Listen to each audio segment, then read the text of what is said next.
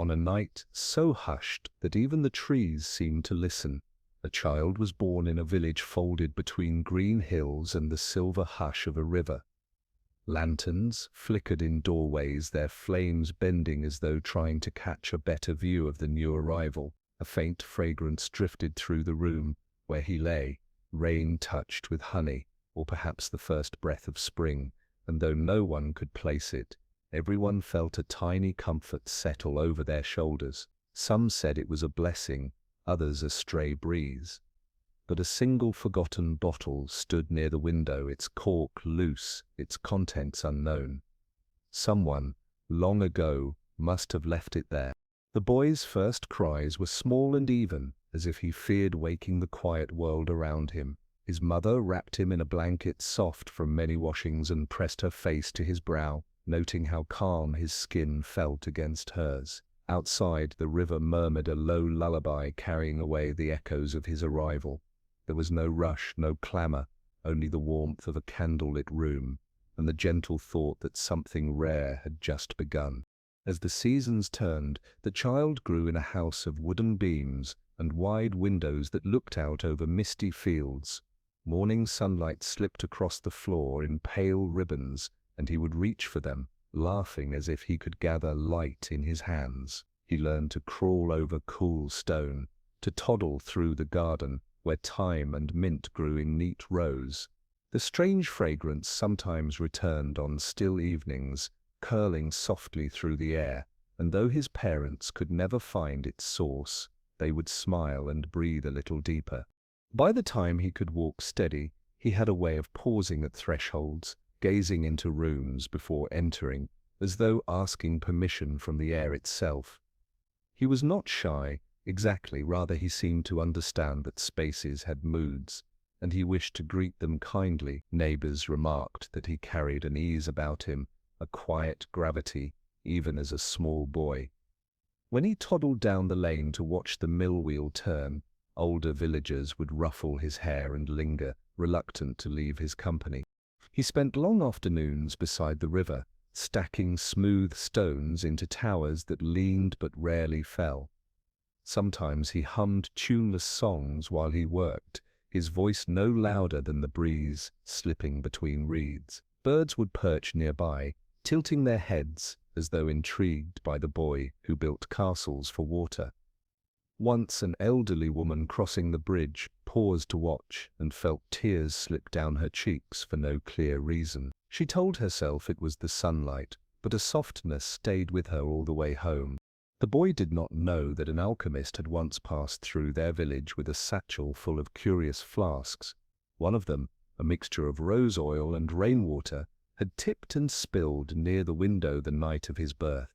The alchemist, distracted by the river's glow, had never noticed that quiet accident became part of the boy's story, stitched so finely into the fabric of his life that it could never be unpicked.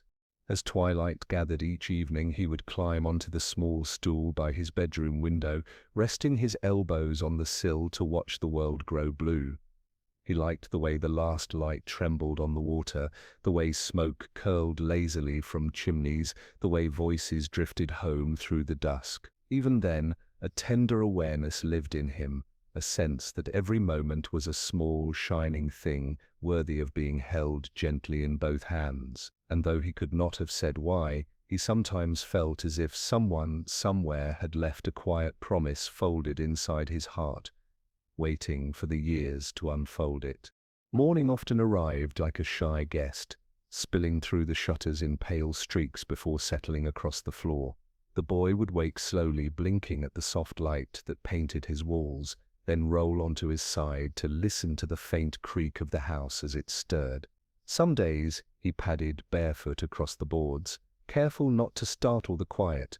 Other days he remained beneath his quilt, tracing tiny shapes on the fabric with a finger, feeling safe inside the hush of waking. He loved to wander the narrow path behind their cottage, where the garden sloped towards a wild meadow.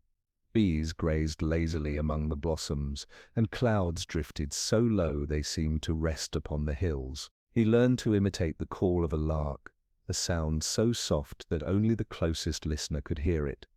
The neighbors often found him crouched beside the hedgerow, whispering small greetings to beetles and shy field mice. He seemed to understand that even the smallest creatures deserved gentleness. One afternoon, after a steady rain, he discovered a pool of water cupped in the roots of an old oak. Its surface trembled with silver reflections, and he leaned close, curious. For a breath it seemed as though the pool might answer him, a flicker of color, a faint echo of his own face, smiling back. Startled but not afraid, he dipped a finger and watched ripples spread outward in widening rings. Something inside him felt newly awake, though he could not name it.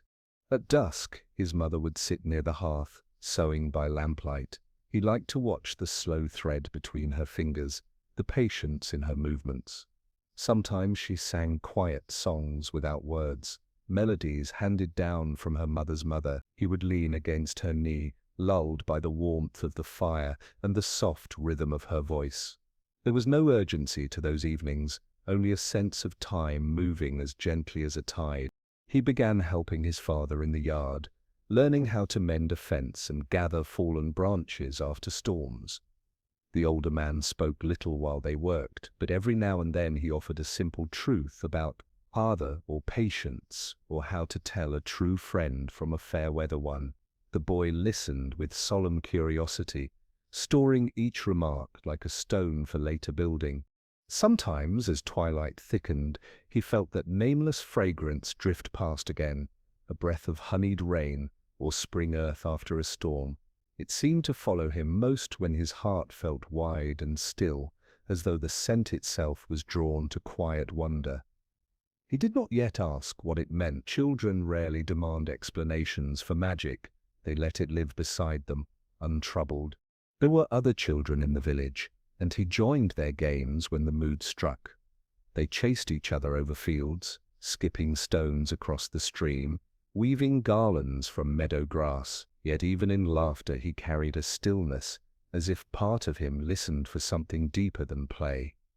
When a companion tripped or tired, he was often the first to notice, offering a steady hand or a kind word. The others trusted him with secrets too tender to share elsewhere, sensing without understanding that he would hold them carefully.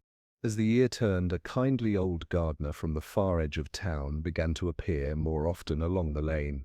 He would pause to greet the boy, commenting on the weather or the state of the hedges. His eyes were clear and calm, like someone who had spent a lifetime reading the quiet language of soil and roots. The boy felt drawn to that calmness, though he did not yet know how deeply the man's presence would shape his days. At night, when all the lamps were extinguished, he lay awake sometimes, thinking about the way the world breathed in sleep. The river murmured faintly beyond the window, and a soft wind brushed the eaves. He felt a tenderness for everything that slumbered. Animals in their burrows, travelers under distant roofs, even the stars above, resting in their dark ocean. He would close his eyes then, heart eased by the thought that perhaps everything, even the vast night sky, was held in a kind and watchful silence. The gardener's cottage sat at the edge of an old orchard, its walls draped with ivy and climbing roses. When the boy visited for the first time, the scent of damp leaves and ripe apples welcomed him before the door even opened. The man, whose name was Rowan, greeted him with a smile that seemed to unfold like a page long cherished. Inside, the rooms were full of wooden shelves lined with jars, seeds, dried herbs, bits of polished stone, each labeled in careful script. A kettle hissed on the stove, releasing curls of steam scented faintly with mint. Rowan spoke with a voice low and even, as though he were confiding in the room as much as in his guest. He showed the boy how to press soil between his palms to feel its readiness, how to water roots slowly so as not to startle them. There was a reverence in every gesture, a sense that tending the earth was a form of listening. The boy felt himself absorbing those lessons wordlessly, the way roots drink rain. As spring unfolded, he spent more hours at Rowan's side. Together they planted rows of young lettuce and beans, their fingers working steadily in the cool dirt. The boy learned to watch for the first tender shoots, to protect them from frost with a scatter of straw. He marveled at how patient labor could coax life from silence. Sometimes Rowan told gentle stories of his youth, not adventures but recollections of evenings spent mending tools or watching a moonlit fox move through a field. These tales settled in the boy like seeds awaiting their own season. One day, while pruning roses, Rowan paused and rested a hand on the boy's shoulder. "Everything has its pace," he said quietly. "Plants, rivers, people. The trick is to walk alongside, not ahead." The boy nodded, unsure if he fully grasped the meaning, yet sensing its truth as one senses rain before it falls. Even beyond the garden, Rowan's calm began to color the boy's days.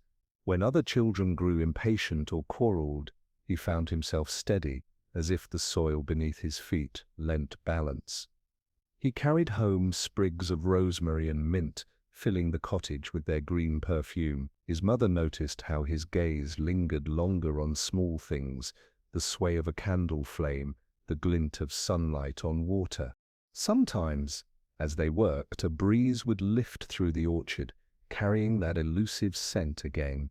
Rain, honey, and something older. Rain would lift his head as if he too sensed it, though he said nothing. The boy wondered if the fragrance belonged to the same secret that threaded through his birthnight, but he let the question rest like an unopened letter.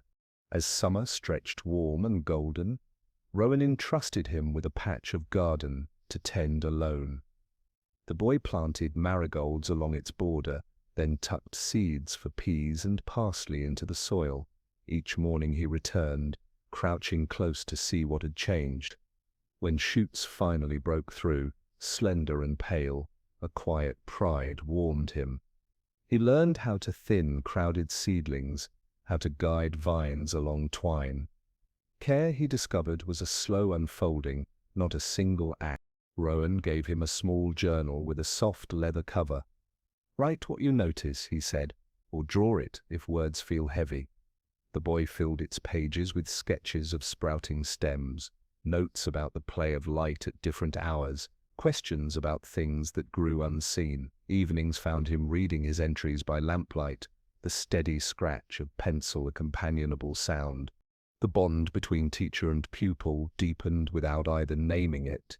They shared quiet laughter over crooked carrots, companionable silence during weeding, small triumphs when a stubborn plant finally bloomed. Rowan spoke rarely of himself, yet his eyes often carried a wistful gleam, as if they stored a story too delicate to release. On a late summer evening, they sat side by side at the orchard's edge, watching shadows stretch long across the grass. The air was soft with ripening fruit and the low hum of bees, settling for the night. The boy felt a calm so complete it seemed to belong, not just to him, but to the earth itself. He realized, without words, that learning to care for living things was teaching him to care for people as well, patiently, attentively, with respect for the spaces between them. When darkness finally wrapped the orchard, Rowan lit a lantern and placed it on the path home. Its glow followed the boy down the lane, steady and golden, a quiet promise that kindness once offered continues to shine even after you walk away. On the first crisp morning of autumn, mist floated above the river like folded scarves. The boy woke early, drawn by the scent of damp leaves drifting through the shutters. He pulled on a woolen jumper, its sleeves slightly too long, and stepped outside. The grass was silvered with dew, and every step left a darkened footprint. He followed the quiet lane toward Rowan's orchard, where the trees stood in a smoky hush, their branches heavy with fruit. Each apple seemed to hold a faint glow, as though summer sunlight still lingered inside their skin. Rowan was already there, gathering windfalls into a woven basket. He looked up and smiled, beckoning the boy closer. They worked together without hurry, crouching beneath boughs, fingers brushing against cool earth. The boy liked the way silence accompanied their labor, comfortable and alive rather than empty. Sometimes they spoke in low voices about small things, the flight of crows above the hill, the slow thickening of clouds, the rumor that foxes were building a den. near the stream. More often they simply shared the air, letting the rhythm of collecting and sorting carry its own meaning. When the baskets were full, Rowan led him to a small wooden table beneath the largest tree. They cut a few apples open, revealing pale flesh scented faintly of flowers. Rowan explained how each seed slept inside, waiting for the right season to wake. The boy rolled a seed in his palm, marveling at the smooth weight of future branches tucked into such a tiny shape. He thought of himself, of how his life felt as though something quiet and patient was growing inside, waiting for its time. As the day warmed, they spread a blanket on the grass and shared bread, cheese, and slices of the sweetest fruit. Sunlight dappled through thinning leaves, spilling across their hands and faces. Rowan told a story about a year when the orchard nearly failed, saved only because someone stayed up all night, tending a single candle to frighten away frost. The boy imagined that solitary figure, keeping vigil for tender buds, and felt a tremor of respect for anyone who could care so steadfastly for fragile things. That evening back at the cottage, the boy lingered by the hearth with his mother, while she stirred a pot of soup fragrant with herbs. He told her about the apples, the seeds, the way Rowan could read the weather in the tilt of birds' wings. She smiled, her eyes warm above the steam. She said that learning from Rowan was not only about plants, it was about noticing how everything, even people, needed tending in their own way. After supper, he stepped outside again. The sun had slipped behind the hills, leaving a wash of rose and violet across the sky. Bats flickered through the fading light. He walked a little way down the lane, where the scent of rain and honey, that strange signature from his earliest memory, rose once more from the cool dusk. It seemed to curl around him like a question, unspoken but gentle. He paused, closing his eyes, allowing the fragrance to settle into him the way seeds sink quietly into soil. That night he dreamed of a hidden grove where every tree bore a different season, one in blossom, one heavy with fruit, one just budding, one bare and silvered with frost. In the center stood a low stone bench, and upon it lay an unopened envelope. He knew somehow that its message was meant for him, but in the dream he only sat beside it, content to wait until the words wished to be read. When he woke, morning light pooled across his quilt, soft as the breath of a sleeping animal. He lay still, letting the hush of dawn seep into him.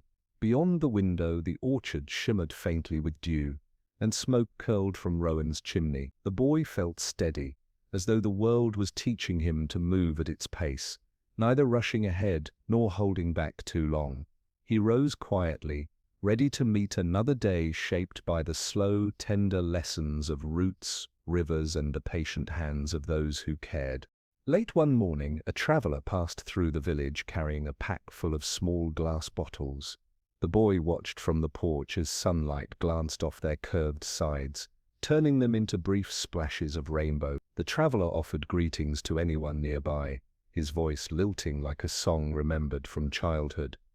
When he noticed the boy, he tipped his hat and held out a bottle filled with clear liquid, saying it was only spring water but good for catching wishes. The boy laughed shyly, unsure whether to believe him, yet took the gift with both hands. He tucked the bottle into his pocket as he wandered down to the river. There he met two other children sitting on the bank, a dark-haired girl with clever eyes and a boy who carried a pouch of smooth pebbles. They welcomed him without ceremony, sliding over to make space. Soon the three were balancing stones on one another, trying to build a tower that would survive the push of the breeze. The girl told strange little stories about frogs who stole lanterns and foxes that taught themselves to sing. The boy with the pebbles lined them up carefully by size, humming as he worked. Days grew longer as their companionship deepened. They met under clouds or sun, exploring meadow paths, testing the echo of their voices in an abandoned barn. Sometimes they lay on their backs, watching birds trace invisible lines in the sky. Even when they spoke of nothing important, the boy felt something new growing in his chest, a quiet gladness, warm as fresh bread. He noticed how often the soft fragrance returned whenever they were near, folding their laughter into something tender. One evening they found a fallen branch caught in the river's slow current.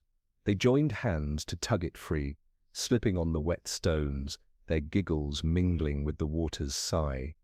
When the branch finally gave way, they placed it gently on the bank as though rescuing a tired creature. That moment stayed with the boy, not for its small triumph, but for the way their joined effort felt steady and kind.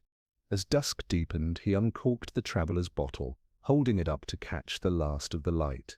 For an instant, it seemed as if something shimmered inside.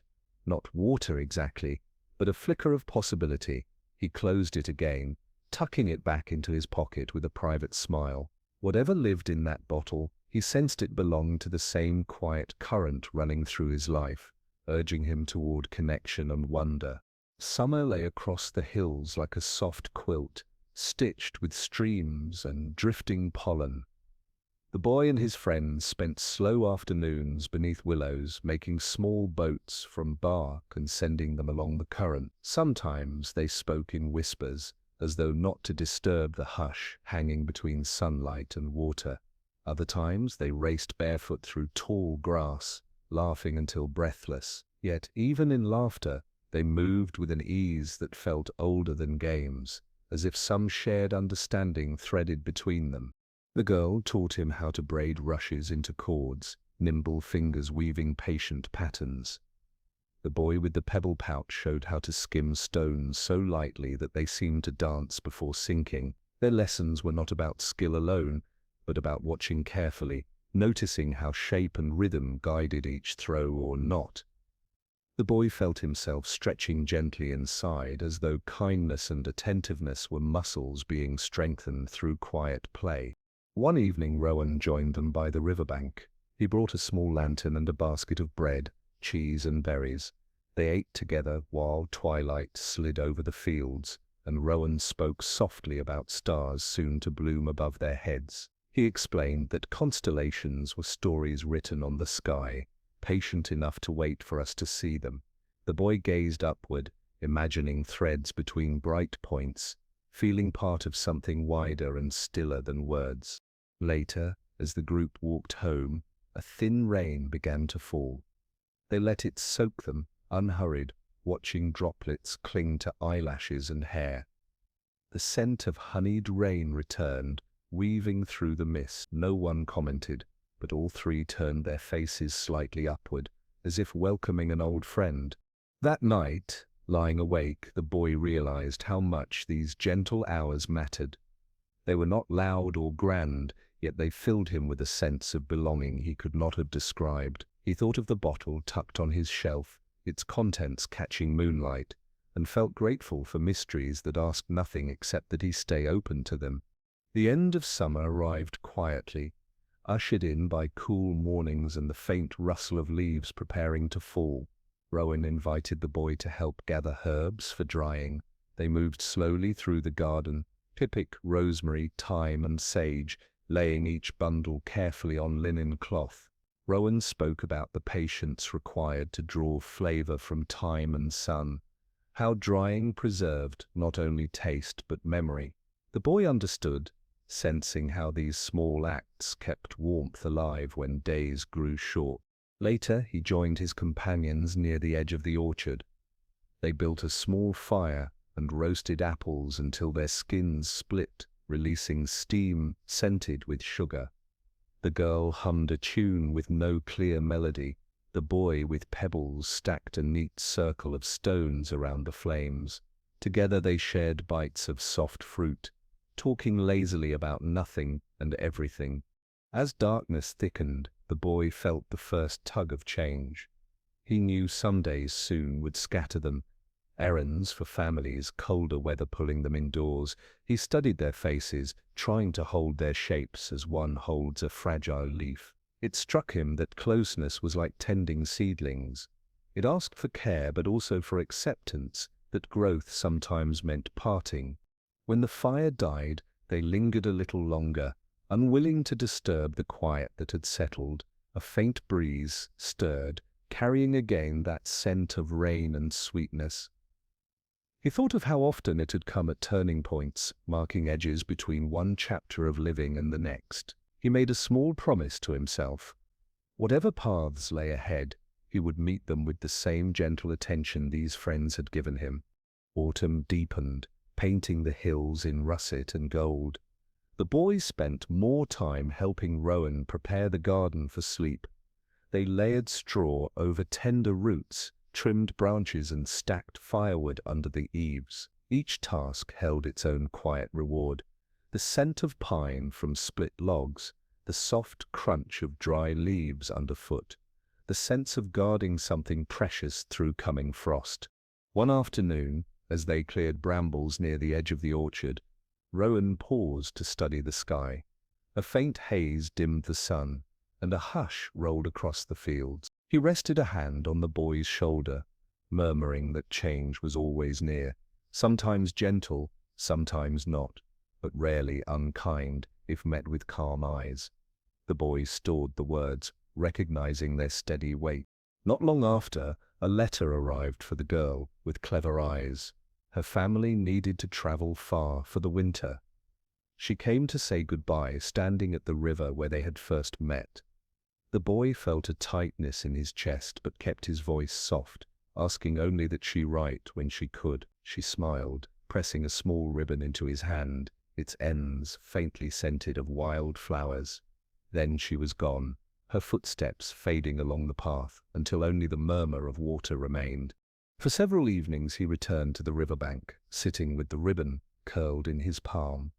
He watched reeds sway and dusk settle, letting the ache of absence stretch slowly rather than snap. The fragrance that had always accompanied tender moments drifted by again, light as breath, and he understood that love could stay even when someone's presence did not. As winter approached, the boy settled into rhythms of quiet labor. He helped Rowan polish tools and patch small leaks in the greenhouse roof. Indoors, he learned to mend chair legs, to stir soup until flavors flingled, to keep the hearth alive with steady wood. Each act felt like adding warmth to the fabric of living. Some evenings he wandered alone through the orchard, lanterns swinging from his hand. Stars pricked the sky in slow constellations, and the world smelled of frost and fallen apples. He thought of his friend's laughter, of the way she had braided rushes, of how her ribbon now rested beside the glass bottle on his shelf. Their absence was gentle, like a quiet room waiting to be filled again someday. Rowan sometimes joined him on these walks.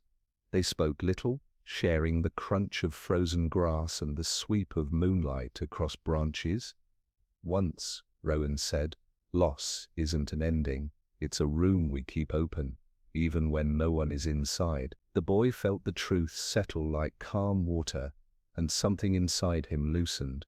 By early spring, snow melted from the meadows, leaving behind clear puddles that mirrored pale clouds. Shoots of green pushed through soft mud, a quiet declaration that life had been waiting under the surface all along. The boy helped Rowan clear fallen twigs and prepare seed beds. As they worked, skylarks returned, scattering music across the fields. One morning, a breeze swept through the orchard, stirring the branches until petals fluttered like small snowflakes. Carried on it was the now familiar fragrance, brighter than ever. Rain, honey, and something old as the hills. The boy paused, letting it wrap around him. A thought surfaced, tender but certain. The scent was less a mystery to solve than a companion reminding him to notice beauty, to meet the world with open hands. That evening he sat by the river with his bottle of wish water, the ribbon, and a sprig of rosemary, placing them side by side. He felt each item humming with quiet memory. He did not need to decide what they meant. Their presence was enough, proof that kindness and small wonders leave traces stronger than time. Lantern light flickered on the surface of the water, and for a long while he simply watched it tremble, content to let the night breathe around him. One soft morning, when mist clung low to the meadows, a traveler arrived at Rowan's gate. He was older than the boy had expected, his hair silvered, his pack patched from long miles. He introduced himself with an easy bow and a smile that carried a glimmer of recognition, as though he had been looking for this place a very long time. Rowan welcomed him without surprise, offering tea brewed from dried apple blossom. They sat together at the wooden table beneath the orchard trees, steam curling like fine script between them. The boy watched quietly as the man set a small vial on the table, glass, round, with a cork sealed in wax. It looked oddly familiar, though he could not place why. The traveler explained in a voice that moved as slowly as the river, that many years ago he had passed through this valley with a satchel of experiments. One of those vials, he said, had been left behind on a windowsill the night a certain child was born. He smiled toward the boy, eyes shining with quiet amusement. He spoke of how the contents had been nothing more than rainwater mixed with rose oil, meant as a scent to brighten tired spirits. Yet through some small accident, it had poured onto the sill and into the breeze, weaving itself into the air of a single evening. Magic, the traveler said, isn't always in the bottle. Sometimes it's in the way we notice what follows. The boy felt warmth settle through him. Not surprise, but the ease of an answer that had been waiting patiently. The scent he had chased all these years was less about a spell and more about the tender way life leaves signs for those willing to pause and look. Rowan poured another cup of tea, his hands steady. The three of them talked about gardens, rivers, and the weather's secret language. They spoke, too, of journeys, how some are made on paths and others through the heart. The boy listened, feeling threads from all seasons, friends, fragrance, lanterns, rivers, weaving themselves into a single fabric. Before leaving, the traveler placed the vial in the boy's palm. "Keep this," he said softly, "not because it holds power, but because it reminds you that small things can set great gentleness in motion." Then, with a nod to Rowan, he walked back down the lane, disappearing into a fold of mist, leaving behind the faintest scent of rain and roses. That evening, the boy set the vial on his windowsill beside the ribbon, the bottle of wish-water, and the sprig of rosemary. Together they seemed to form a quiet chorus, each humming a piece of his story. He stood a moment longer, breathing in their mingled presence, before turning toward sleep, heart settled as steady as the orchard roots beneath the earth. Time folded softly over the valley, as if the days themselves wished not to disturb the peace they guarded. The boy, taller now, worked alongside Rowan through longer hours, tilling the thawed soil and coaxing seedlings toward the sun. He felt strength in his limbs, but also a widening calm in his thoughts, as though seasons had been teaching him to move with their patient rhythm. Sometimes, as dusk lingered gold between branches, he would walk alone through the meadow where he had first met his friends. The girl's ribbon still rested on his shelf, its color fading slightly with the years, yet its meaning remained unblurred. He remembered her laughter drifting like birdsong, and though he no longer expected to see her on the path, the memory came not as loss but as warmth. Rowan spoke often of how tending the earth was much like tending memories. You clear the weeds, give space for what's alive, and let what has passed return quietly to the soil. The boy found solace in that thought. He carried his journal everywhere, filling pages with sketches of budding branches, half-written reflections, and soft lines about the way dusk smells just before rain. One late afternoon, after a steady rain had polished every leaf, they sat on a bench at the orchard's edge.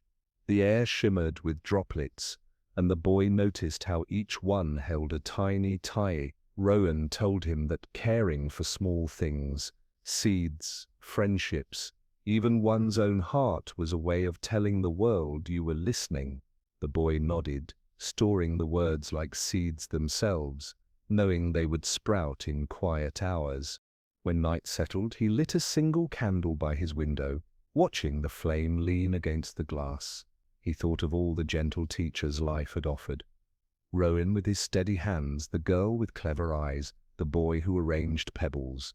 even the unseen traveler whose forgetfulness had planted a fragrance in the air. Each had given something wordless yet lasting, proof that love in its many forms prefers to whisper.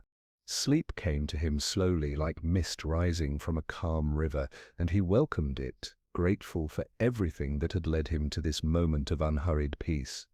Spring tipped quietly towards summer, the orchard alive with bees, tracing invisible paths between blossoms.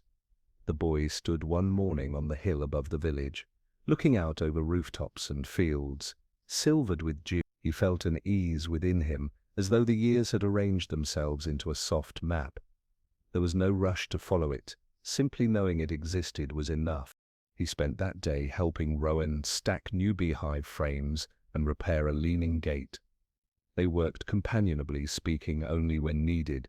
In Rowan's presence, the boy sensed how kindness could be steady rather than grand, how the truest lessons arrive not in thunder but in quiet repetition. Later, he wandered down to the river, where memories lay like smooth stones. He sat for a long time, the vial of rain and roses resting in his pocket. He uncorked it gently, letting its faint perfume mingle with the scent of wet grass. It was lighter now, almost gone, yet still able to summon every moment it had ever accompanied. As twilight fell, lanterns began to glow in cottage windows. He thought of those who had shaped his path, the friends of his youth, the steady gardener, even the traveler whose story had revealed so much. He realized each had offered a kind of shelter, places where his heart could pause, learn and grow. When the first stars appeared, he whispered a quiet thanks, not only to them but to the listening world itself. Then he rose, walking home along the lane, feeling the cool air fold gently around him. Inside, he placed the vial back on the sill beside its companions. He stood a moment, watching moonlight touch them all, before lying down. As sleep approached, he felt a soft understanding settle. Life was less about answers than about learning to meet each scent, each face, each season with an open, steady gaze. And somewhere beneath the hush of night, the orchard breathed with him, calm and enduring, holding his story among its roots. The sky stretched wide and pale, brushing the hills with a soft wash of dawn. The boy, now taller than he had ever imagined in those early mornings of childhood, walked slowly through the orchard. Every tree seemed to bend slightly toward him, as if offering a quiet greeting. He ran his fingers along rough bark, paused at blossoms, and inhaled the lingering scent of rain and honey. It was the same fragrance that had threaded through his life, returning again and again at moments of pause and reflection, a reminder of unseen care and gentle beginnings. He wandered past the small bench where he had often sat with Rowan, sketching seeds or watching the river's slow bend. Even though Rowan had grown quieter in recent years, the lessons he had given, dotince, attentiveness, kindness, remained vivid, etched into the rhythm of his days. The boy realized that life had offered him these teachers not to show the world's weight, but to teach him how to bear it lightly. By midday, he had gathered herbs for drying and stacked firewood near the shed. The movements were familiar, comforting, a rhythm that required neither rush nor strain. He paused to watch a flock of sparrows darting between branches, the sunlight glinting off their wings like scattered gold. Each small miracle, a leaf trembling, a ripple in the river, a bird in flight, seemed to pulse with a steady, calm delight. He noticed it all, as though seeing had become a soft, sustaining meditation. Later, he visited the riverbank, carrying the vial, the ribbon, and the sprig of rosemary. He set them together, watching the water's gentle pull. The river reflected the sky, the orchard, and the soft curve of distant hills, folding everything into a quiet mirror. He understood that time was not a line to be raced along, but a circle to be embraced, with each season and each small memory contributing to a whole more luminous than its parts. In the late afternoon, he climbed the hill above the village, lantern in hand. Shadows stretched long, bending with the contours of the land. He paused, breathing in the warm air that carried a hint of early summer flowers. A hush settled over the valley, a soft invitation to reflect and rest. He thought of friends who had passed through his life, those who had stayed, and those whose absence had taught him tenderness. He realized that each had left a quiet imprint, a part of the gentle magic he carried now. As night approached, the first stars pricked the sky. He lay upon the hilltop, feeling the earth beneath him and the cool brush of wind against his face. The orchard, the river, the meadows, all seemed to breathe with him, a chorus of patience, care, and quiet wonder. He thought of the vial's fragrance, how it had accompanied him through years of learning, loss, and connection. It was no longer a secret or a puzzle, but a soft companion, a reminder that beauty and kindness could persist in subtle ways, waiting to be noticed. Before sleep carried him fully, he whispered a small blessing for those who had shaped his days, for the world that had taught him to see, and for every tiny gesture of care that had gone unnoticed, yet mattered all the same. He let the night enfold him, the stars tracing gentle arcs above, the valley holding his story as tenderly as it had held every secret moment of his life. And somewhere in the hush, he felt the soft exhale of years well lived, a calm certainty that he was exactly where he needed to be. Night had settled fully over the valley, a blanket of deep indigo and quiet stars. The boy, now grown in both years and gentle understanding, walked slowly along the orchard path, lantern swinging lightly in his hand. Each tree leaned as if to acknowledge his presence, leaves whispering faintly in the wind. He felt a soft pulse of memory in every step, early mornings with dew on the grass, laughter shared with friends long gone, lessons learned beside Rowan's calm hands, and the lingering fragrance that had marked so many turning points in his life.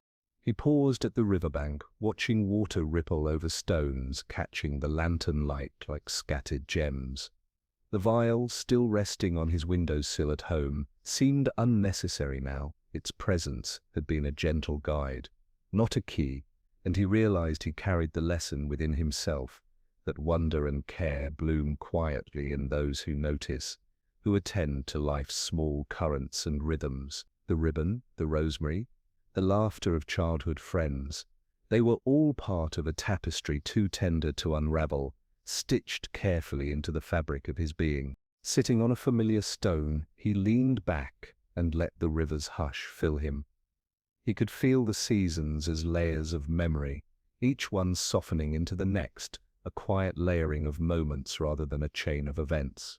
He remembered mornings of mist, the smell of freshly turned soil, and the delicate music of bees in early summer, and he understood that all of it, the gentle teachers, the friendships, the silences, had brought him here to a place of calm and enduring peace. Above, stars traced slow arcs across the sky. He traced them with his eyes, feeling the hush of the universe fold around him like a familiar song. The orchard, the river, the hills, all seemed to exhale with him, a mutual recognition of time held with care. He understood now that his life's quiet heroism had never been about grand gestures but small, steadfast attentions to friends, to family, to the world and its unfolding secrets. He rose and walked home slowly, letting lantern light guide his steps over familiar stones. The air was soft, scented faintly with the lingering perfume of spring rain and honey, carrying the memory of every step he had taken, every act of care he had offered, every love he had held. Inside the cottage, he placed the vial, the ribbon, and the rosemary together, seeing them not as objects but as gentle markers of a life learned in patience, tenderness, and observation. He climbed the stairs to his room, pausing at the window to watch the river shimmer under starlight. He breathed in the hush of night, and then, as he lay down, he let a full, quiet exhale ripple through him. The orchard, the river, the friends, the teachers, they had all led him here to a sense of calm, so complete it needed no further proof. Somewhere beyond the valley, unseen but present, life continued its soft rhythms, and he knew he was a part of it, steady and attentive. He whispered a final blessing for the world, for the small acts of care he had witnessed and given, and for the endless cycles of learning and letting go. And with that, he stretched into the stars, folding his think into the quiet wonder that had always guided him. Thanks for spending this time with us. Sleep well. Everything's going to be okay, man.